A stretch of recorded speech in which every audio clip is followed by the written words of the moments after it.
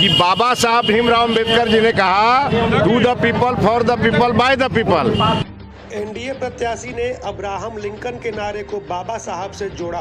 प्रतिद्वंदियों को घेरने के चक्कर में भूल गए नेताजी।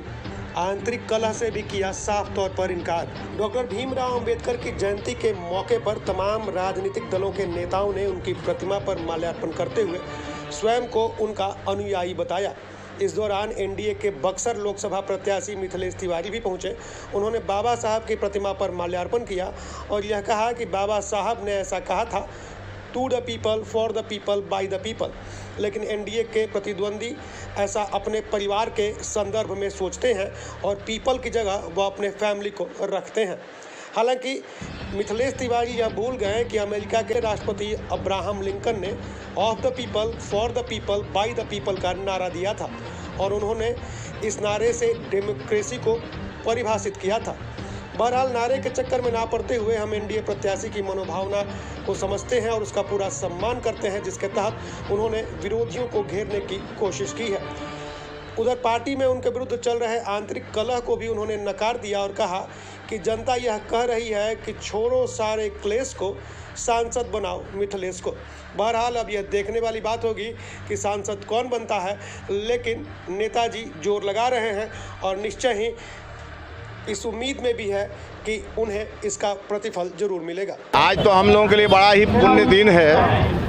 भारत के संविधान के निर्माता बाबा साहब भीमराव अंबेडकर जी की आज जन्म जयंती है और जब बाबा साहब भीमराव अंबेडकर जी की जन्म जयंती होती है तो ये ध्यान में आता है कि to the people, by the people, for the people का एक जो मजबूत संविधान इस देश को प्राप्त हुआ है वो बाबा साहब भीमराव अंबेडकर जी ने दिया है और उनकी आज जन्म जयंती है। हम लोग कोटिशः नमन करने के लिए आज यहाँ उपस्थित हैं और आज हम अपने कार्यकर्ताओं के साथ इनको नमन करके ही चुनाव प्रचार में निकल रहे हैं। आपके प्रतिद्वंदियों का कहना है कि आप लोग संविधान बदल देने की तैयारी में है। हमारे प्रतिद्वंदी जो है, जो केवल अपने परिवार की चिंता करते हैं, उन लोगों के लिए एक संदेश है कि बाबा साहब भीमराव अम्बेडकर जी ने कहा, to the people, for the people, by the people.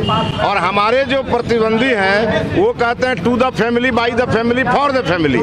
इससे ज़्यादा हमको कुछ कहना नहीं है। आपको बता दिया कि कठिन लग रहा है। 70% वोट मोदी जी के पास है और 30% में राष्ट्रीय जनता दल और बहुजन समाज पार्टी या और भी जो पार्टियां हैं सो लगी। मिथिलेश की बातें हो रही है। किसकी बात हो रही है? मिथिलेश की बात हो रही है। यहाँ पूरी जनता जो है एक ही नारा लगा रही है, छोड़ो सारे क्लेश को, सांसद बनाओ मिथिलेश को।